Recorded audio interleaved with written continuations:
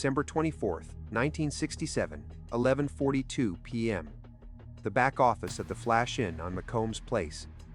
Bumpy Johnson was sitting in a leather chair, boxed in by an impossible situation. 12 uniformed officers from the 28th precinct filled the cramped room, blocking the only exit. Their hands rested heavily on their holsters. The air smelled of stale cigar smoke, gun oil, and aggressive confidence. Standing directly in front of Bumpy was Detective Sergeant Silas Thorne, a man with a neck as thick as a fire hydrant and a reputation for breaking bones first and asking questions never. Thorne leaned over the desk, his shadow swallowing Bumpy whole. "This is it, old man," Thorne sneered, tapping his nightstick on the mahogany surface. "We're taking the cash, we're taking the books, and you're spending Christmas in a cage." Everyone in that room expected Bumpy to beg. They expected a bribe attempt or a plea for mercy from an aging gangster past his prime. But what Silas Thorne didn't know, Bumpy Johnson had been preparing for this exact raid for 14 weeks. He hadn't just waited for them, he had invited them. Thorne smirked, reaching for the stack of cash on the desk. Bumpy didn't flinch. He just checked his watch.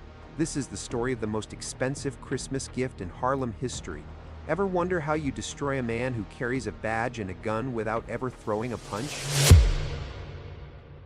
To understand the genius of what happened that night, you have to understand the Harlem of 1967. The 28th precinct wasn't just a police station, it was the most profitable gang in New York City.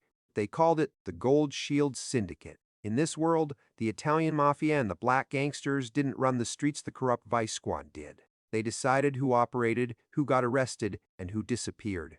Bumpy Johnson had recently returned from Alcatraz, stepping back into a kingdom that had changed. He was an elder statesman now, a legend, but to the new breed of aggressive cops like Thorne, he was just a target.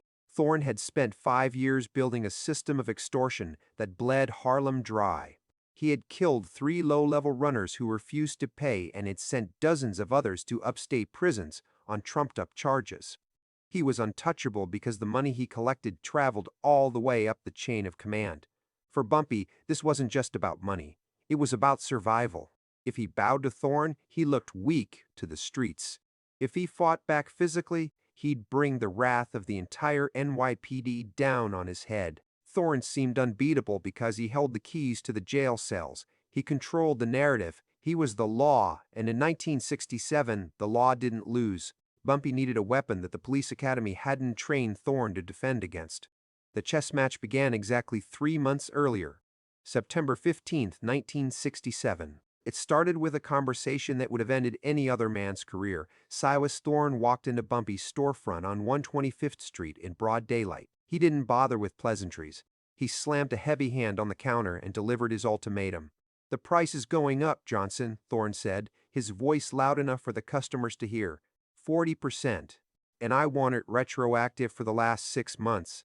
Bumpy looked up from his newspaper, his eyes calm behind his glasses. "That's not the deal, Sergeant. The deal is 20. Thorne laughed, a dry, humorless sound. "The deal is, whatever I say it is, you pay or you bleed." This was personal for Thorne. He wanted to break the legend. He wanted to be the man who made Bumpy Johnson kneel. When Bumpy refused to pay the increase immediately, the retaliation was swift and brutal. On October 4th, Thorne's squad raided one of Bumpy's warehouses, smashing $12,000 worth of inventory. On October 22nd, they arrested Bumpy's top lieutenant, Junie Bird, beating him so badly he was hospitalized for a week. By November 10, the precinct had seized over $45,000 in cash from Bumpy's runners. The losses were mounting. Bumpy was bleeding capital, manpower, and respect. To the outside world, Bumpy looked paralyzed. He wasn't striking back. He wasn't sending shooters to Thorne's house. Instead, he did something that confused his own men. He started paying. But he did it strangely. He insisted on meeting Thorne's bagman personally.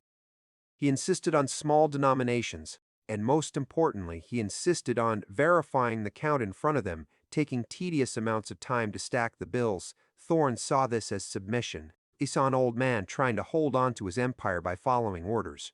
On December 1, Thorne mocked Bumpy in a bar on 7th Avenue, telling his squad that Tiger has lost his teeth. Bumpy just sat in his office, quietly writing in a small black notebook, logging dates, times, and badge numbers. He wasn't submitting. He was gathering data. The trap was set into motion with a deliberate mistake. On December 18th, Bumpy stopped paying entirely. He sent a message through the grapevine that he was tapped out and couldn't make the Christmas payment. He knew exactly how Thorne would react. Thorne wouldn't just be angry, he would be greedy. He would want to make an example of Bumpy on the biggest night of the year. Thorne took the bait hook, line, and sinker. He gathered his entire inner circle, 11 other corrupt officers who were part of his payroll. They planned to hit the Flash Inn just before midnight on Christmas Eve, expecting to find Bumpy counting the day's profits. They planned to take everything and leave Bumpy with nothing but a bruised ego and a night in the tombs. As the squad cars screeched to a halt outside the Flash Inn, Thorne stormed up the stairs, his adrenaline pumping. He thought he was walking into a conquest. He kicked the door open, his men flooding the room with guns drawn. "Merry Christmas, Bumpy," Thorne yelled, expecting to see fear. Instead, they found Bumpy sitting behind his desk, flanked by 2 large stacks of cash. There was no resistance. No hidden gunman. Just Bumpy and $24,000 in small bills. Bumpy looked at the 12 officers and smiled warmly. "I knew you boys would come," he said, his voice steady. "I didn't want you to think I was holding out. I was just getting the Christmas bonuses ready." He pushed the money forward. It wasn't the usual 40%, it was double. $2,000 for every single cop in the room. A fortune in 1967. "Double for the holiday," Bumpy said, "for your families." Thorne hesitated for a split second, but greed is a powerful blinder. He looked at the cash, then at his men. They holstered their guns. This wasn't a raid anymore, it was payday. They stepped forward, grabbing the thick envelopes Bumpy had prepared. Thorne stuffed 2 envelopes into his heavy winter coat. He thought he had one. He thought he had intimidated Bumpy into paying a premium. Inside the room, Bumpy watched them take the money. He watched their demeanor shift from aggression to satisfaction. They slapped each other on the back, laughing at how easy it was. They had no idea that by touching that money, they had just sealed their own coffins. The twist wasn't about violence. It was about bureaucracy weaponized. Bumpy Johnson hadn't just withdrawn $24,000 from the bank. For the last week, he and his wife, Mamie, had sat at their kitchen table with a typewriter and a magnifying glass. They had recorded the serial number of every single bill in those stacks. But Bumpy knew a list of numbers in a gangster's notebook wouldn't hold up in court. He needed an external force. 3 days prior, Bumpy had utilized a connection that Thorne didn't know existed. To an intermediary in the civil rights movement, Bumpy had contacted the office of the chief inspector of the NYPD, a man who hated the corruption in the 28th precinct because it was making the department look bad during a time of high racial tension. Bumpy had mailed a sealed copy of the serial numbers to the chief inspector and to a contact at the FBI field office with a note. "These bills will be found on the persons of the following officers on Christmas Eve." The moment Thorne and his 11 men walked out of the Flash Inn laughing and patting their pockets, the trap snapped shut. They stepped out onto the cold pavement of McComb's Place, expecting to get into their squad cars and go split the loot. Instead, they were blinded by floodlights. 4 unmarked sedans blocked the street. Uniformed officers from the Internal Affairs Division, men who didn't work in Harlem, stepped out with shotguns leveled. The chief inspector himself stood by the lead car. Thorne froze. His hand instinctively went to his service weapon, but he stopped. He looked back at the Flash Inn, then at the inspector. "Friesel," the command rang out. "Hands where we can see them." Thorne's face drained of color. His hands started to shake, a physiological reaction to the sudden shift from predator to prey. He realized instantly that he couldn't toss the money. It was deep in his coat pockets. The IA officers moved in, stripping the badges off the 12 corrupt cops right there on the street. They didn't ask for explanations. They just reached into the pockets. Inside the Flash Inn, Bumpy watched from the window. He lit a cigar, his hand perfectly steady. He didn't have to say a word. The ledger, the list, and the marked bills were doing all the talking for him. Thorne had walked in as the law, but he was leaving as evidence. Bumpy had turned their own greed into the chain that bound them.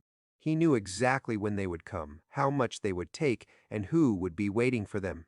The fallout was immediate and catastrophic for the Gold Shield Syndicate. Within 48 hours, 12 officers were suspended without pay. The headlines the next morning didn't mention Bumpy Johnson as a hero, but the streets knew. The New York Amsterdam News ran a story about the Christmas purge at the 28th precinct. Thorne was indicted on charges of grand larceny and bribery. Because Bumpy had given them double the amount, the dollar value pushed the crime into a higher sentencing bracket. Thorne lost his pension, his badge, and eventually his freedom. He was sentenced to 7 years in a state penitentiary or prison where many of the men he had arrested were currently serving time. The impact on Harlem was seismic. For the first time in years, the aggressive shakedown stopped. The new officers assigned to the precinct were terrified to take so much as a free coffee, fearing that the bills might be marked. Bumpy's reputation shifted from that of a gangster to a master strategist. Other criminals in the neighborhood took note. They realized that you didn't always have to outgun the police, sometimes you just had to outthink them. Bumpy walked the streets with a new kind of immunity. He hadn't fired a shot, yet he had taken out an entire tactical squad. He had cemented his position not as a thug, but as a chess master who played with real wives. The lesson of that Christmas Eve is one that echoes far beyond the streets of 1967 Harlem. It proves that the most dangerous weapon isn't a gun, it's information. Bumpy Johnson understood that aggressive power often blinds people to subtle traps. Thorne was so focused on his ability to use force that he never considered he was being fed exactly what would kill him. This moment defined the Bumpy Johnson legend because it showed his capacity for patience. He took the losses in September and October. He let them beat his men. He let them take his money. He absorbed the pain because he knew that a premature reaction would fail. He waited for the perfect moment when his enemy's confidence was highest, knowing that's when their guard is lowest. A man who thinks he can't be touched is the easiest man to reach. Bumpy was rumored to have said to his wife later that night, "It's a universal truth. Whether in business, in war, or in life, arrogance creates blind spots." Bumpy didn't defeat Thorne with strength. He defeated him by leveraging Thorne's own greed against him. He turned the system's corruption into the mechanism of its own destruction. On December 24, 1967, Bumpy Johnson faced 12 armed men and defeated them with envelopes of cash. He turned an impossible shakedown into a legendary victory.